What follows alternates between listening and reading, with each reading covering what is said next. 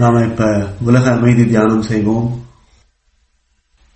இருதயத்துக்கு முன்னால கையை குவிச்சு வச்சுக்கலாம். எல்லாம் வல்ல இறைவா, தெய்வீக தாய் தந்தையரே, எனது ஆன்மீக குருவே, நான் தினந்தோறும் குழுவாக உலக அமைதி தியானம் புரிய தங்களது அருளாசிகளை வேண்டுகிறேன் அப்படின்னு சொல்லிட்டு ஒரு சந்தோஷமான நிகழ்ச்சியை நினைச்சுக்கோங்க. இந்த சந்தோஷமான நிகழ்ச்சியை அனுபவிச்சு பாருங்க. இப்ப உங்க மனது சந்தோஷத்துல நிரம்பி இருக்கு.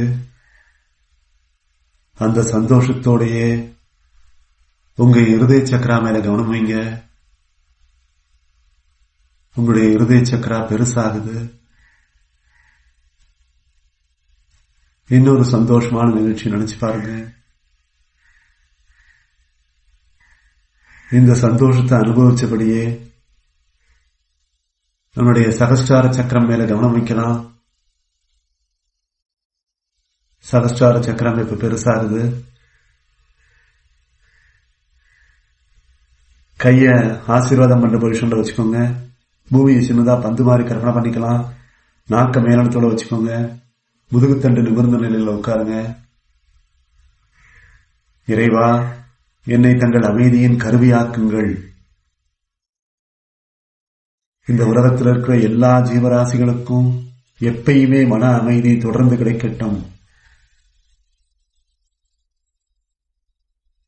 எங்கே வெறுப்பு உள்ளதோ அங்கே அன்பு மலரட்டும். உலகத்துல இறைவனோட அன்பும் குருமார்களோட அன்பும் தொடர்ந்து எல்லா உயிரினங்களுக்கும் கிடைக்கட்டும். எல்லா உயிரினங்களும் பரஸ்பர அன்போட எப்பயுமே நடந்துகிட்டோம். எங்கே காயம் ஏற்பட்டதோ அங்கே மன்னிக்கும் தன்மை மலரட்டும். உலகத்துல பல நிலைகள்ல பல பேருக்கு மத்தியில பலவிதமான மனவேதங்கள் இருக்கலாம். இந்த எல்லா விதமான மனவேதங்களும் மன்னிக்கும் தன்மையினால சுமூகமா தீர்த்து வைக்கப்படலாம். உலகத்துல எல்லா உயிரினங்களுக்கும் மன்னிக்கும் தன்மை ஒரு இயல்பாகட்டும்.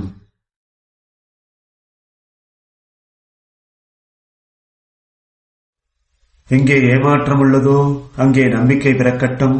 எங்கே சந்தேகம் உள்ளதோ அங்கே விசுவாசம் விதைக்கப்படட்டும்.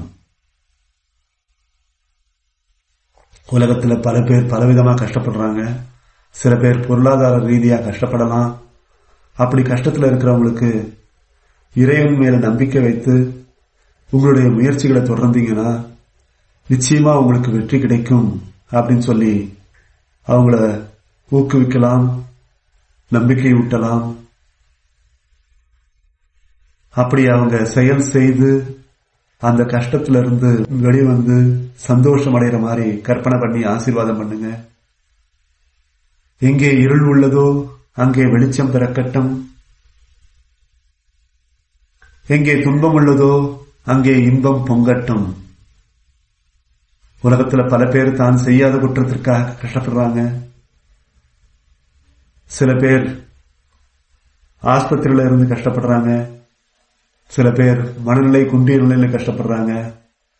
சில பேர் ஜெயில இருந்து கஷ்டப்படுறாங்க. பல பேர் பொல்யூஷன்னால கஷ்டப்படுறாங்க. இப்படி தான் செய்யாத குற்றத்திற்காக கஷ்டப்படும் போது அவங்களுக்கு எனக்கு ஏன் இப்படிப்பட்ட நிலை வருது, நான் யாருக்குமே எந்த கஷ்டமும் கொடுக்கலையே அப்படிங்கிற மனநிலை ஏற்படலாம். இறைவனோட தெய்வீக அறிவு அப்படிங்கிற பகுத்தறிவு அவங்களுக்கு எல்லாருக்கும் வந்துச்சு அப்படின்னா, அவங்களுக்கு ஏற்பட்டதுன்னா தன்னுடைய இந்த நிலைக்கு காரணம் என்ன அப்படிங்கறத புரிஞ்சுக்கிற மனநிலை ஏற்படும். அப்படி புரிஞ்சுக்கிட்டு அதற்கு தகுந்த பரிகாரம் செய்யறதுக்கு முயற்சி செஞ்சா அந்த கஷ்டத்திலிருந்து வெளியில வந்து சந்தோஷம் அடைவாங்க. அப்படி எல்லாரும் பகுத்தறிவோட சிந்திச்சு செயல்பட்டு கஷ்டத்திலிருந்து வெளிவந்து ஆனந்தமா இருக்கிற மாதிரி கற்பனை பண்ணி ஆசீர்வாதம் பண்ணுங்க. உங்களுடைய சகஸ்டார சக்கரம் மேல கவனம் வச்சு இப்ப பூமியில இருக்கிற எல்லா ஜீவராசிகளுக்கும் ஆசீர்வாதம் செய்வோம். இறைவனோட இருதய மையத்திலிருந்து இந்த உலகத்தில் இருக்கிற எல்லா ஜீவராசிகளுக்கும் அன்பு, அரவணைப்பு, பாசம், உற்சாகம், நல்லிணக்கம், ஆரோக்கியம், செல்வ வளம், நல்லது செய்யணுங்கிற நோக்கம் மட்டும் இல்லாம நல்லது செய்து காட்டணுங்கிற மனப்பக்குவம், இது எல்லாமே தொடர்ந்து ஏற்படட்டும் அப்படின்னு சொல்லி ஆசீர்வாதம் பண்ணுங்க. இப்ப உங்களுடைய இருதயம் மற்றும் சகஸ்டார சக்கரம் ரெண்டு மேலையும் கவனம் வைங்க. ஆழ்ந்த உள்மூச்சு எடுங்க, நிறுத்துங்க. ஆழ்ந்த வெளிமூச்சு, நிறுத்துங்க. திரும்பவும் ஆழ்ந்த உள்மூச்சு, நிறுத்துங்க. ஆழ்ந்த வெளிமூச்சு, நிறுத்துங்க. நம்மளுடைய சகஸ்டாரா வழியா நமக்குள்ளார வரக்கூடிய தெய்வீக சக்தி நம்ம உடம்பு முழுவதும் பரவுறதுனால நம்மளுக்கு பரவசம் ஏற்படலாம். இறைவனோட இருதய மையத்திலிருந்து நம்மளுடைய சகஸ்டாரா மற்றும் இருதய மையம் வழியாக இந்த பூமியில் உள்ள எல்லா ஜீவராசிகளுக்கும் எப்பயுமே மன்னிக்கும் தன்மை, மன அமைதி, எல்லார்கிட்டையும் அன்பா நடந்துக்கிற குணம், இது எல்லாமே இயல்பா இருக்கட்டும் அப்படின்னு சொல்லி ஆசீர்வாதம் பண்ணுங்க. யார் எந்த தவறு செய்தாலும் உடனடியா மன்னிக்கும் மனப்பக்குவம் ஏற்படட்டும்.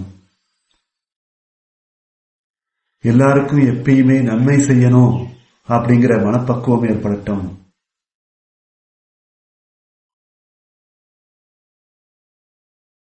எல்லாருக்குமே அக சிகிச்சை புற சிகிச்சை ஏற்படட்டும். எல்லாரும் ஆனந்தமா, ஆரோக்கியமா, செல்வ வளத்தோட ஒற்றுமையா வாழட்டும்.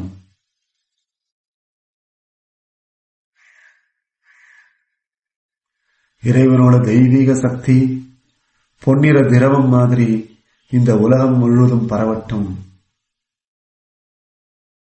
இந்த தெய்வீக சக்தி அலைகள் மாதிரி எல்லாருக்குமே அன்பு, அமைதி, ஏற்றுக்கொள்ளும் மனப்பக்குவம், உறுதியா எல்லாருக்கும் எப்பயுமே நன்மை செய்யக்கூடிய மனநிலை, எல்லாரும் நல்லா இருக்கணும் அப்படின்னு நினைக்கக்கூடிய மனப்பக்குவம், இது எல்லாத்தையும் ஏற்படுத்தட்டும். இப்படிப்பட்ட நிலை எல்லாருக்கும் இருந்துச்சு அப்படின்னா ஆழ்ந்த தெய்வீக தொடர்பு ஏற்படும். இந்த ஆழ்ந்த தெய்வீக தொடர்பு ஏற்படுறதுனால அவங்களுக்கு நாம எல்லாருமே இறைவனோட குழந்தைகள், நாம எல்லாருமே ஒன்று அப்படிங்கிற புரிதல் ஏற்படும். இப்படிப்பட்ட தெய்வீக ஒருமைப்பாட்டு நிலை எல்லாருக்கும் எப்பயுமே தொடர்ந்து நிலைத்திருக்கட்டும். உங்க கைகளை மடி மேல வச்சுக்கோங்க, மேல பார்த்த மாதிரி. சகஸ்டாரா மேல கவனம் வைங்க. ஒரு பொன்னிற ஜோதியை கற்பனை பண்ணிக்கலாம்.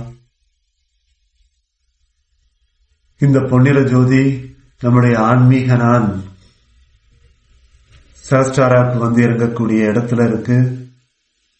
இது ரெண்டும் ஒரே நேர்கோட்டில் இருக்கிறதுனால நாம அந்த பொன்னிற ஜோதி மேல கவனம் வைக்கும் போது, பின்னணியில ஓம் மந்திரம் உச்சரிக்கிறத கவனிக்கும் போது இந்த பொன்னிற ஜோதி மிளிர்வதாகவும் மேலோங்கி எழும்புவதாகவும் உங்களுக்கு தோணலாம். இன்னும் இந்த ஜோதி விரிவடைகிற மாதிரியும் உங்களுடைய உள்ளுணர்வு விரிவடைகிற மாதிரியும் உங்களுக்கு புரியலாம். உள்ளுணர்வு விரிவடையத அனுபவிச்சு பாருங்க. சகஸ்டாரா மேல தொடர்ந்து கவனம் வைங்க.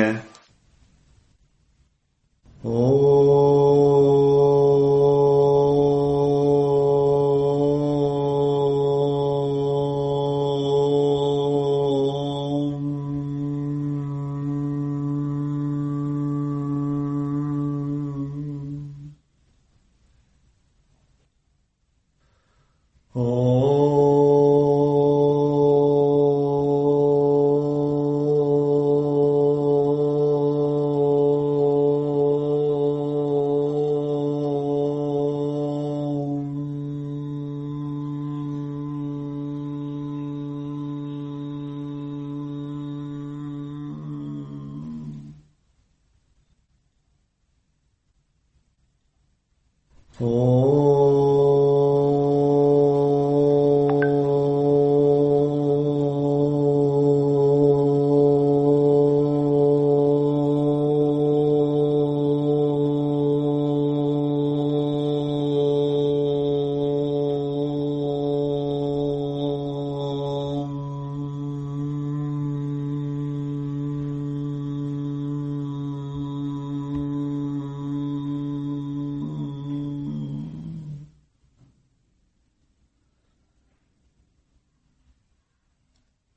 அமைதியா உங்க தியானத்தை தொடரலாம்.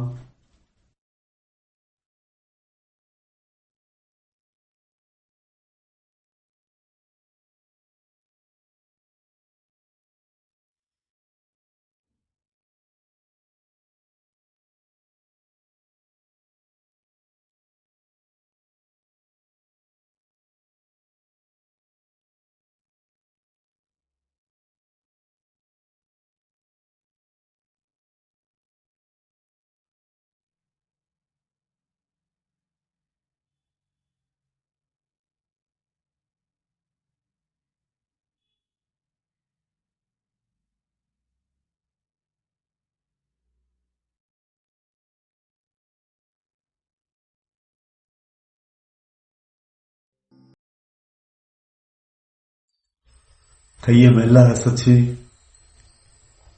ஆசீர்வாதம் பண்ற நிலையில கொண்டு வாங்க. உன்னால பூமியை பந்து மாதிரி கற்பனை பண்ணிக்கலாம். இந்த உலகத்தில் இருக்கிற எல்லா ஜீவராசிகளுக்கும் இறைவனோட கருணையினால, குருமார்களோட கருணையினால அன்பு, அமைதி, மன்னிக்கும் தன்மை நிரந்தர இயல்பாகட்டும். எல்லாரும் எப்பயுமே பரஸ்பர நட்போட, எல்லாருக்கும் நன்மை செய்யணுங்கிற மனப்பக்குவத்தோட செயல்படட்டும். யாரு எந்த தவறு செய்தாலும் உடனடியா மன்னிக்கிற மனப்பக்குவம் ஏற்படட்டும்.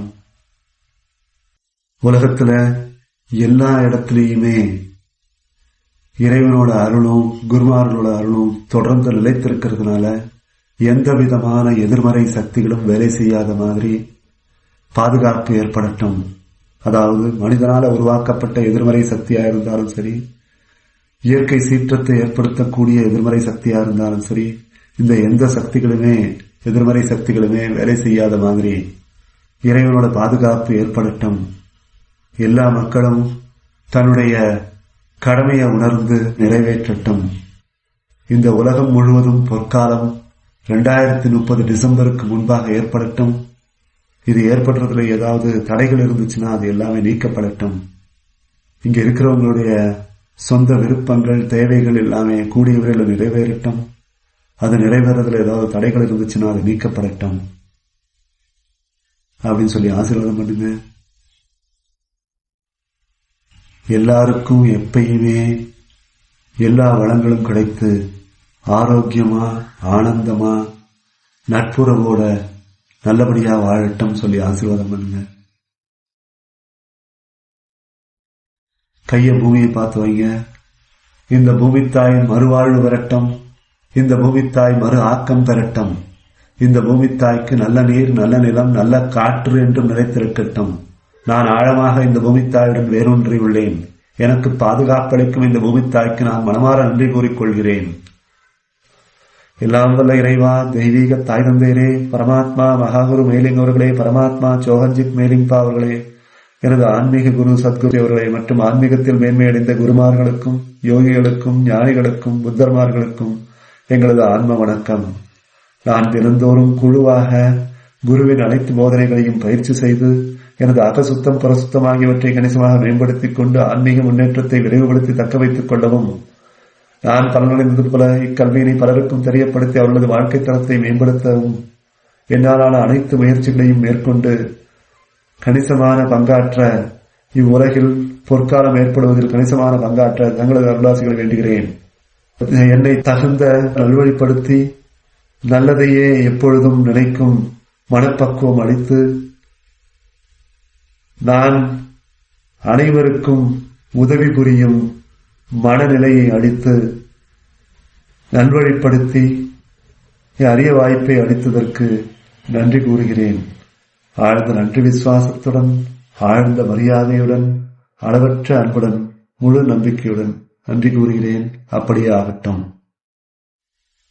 ஆத்மா நமஸ்தே.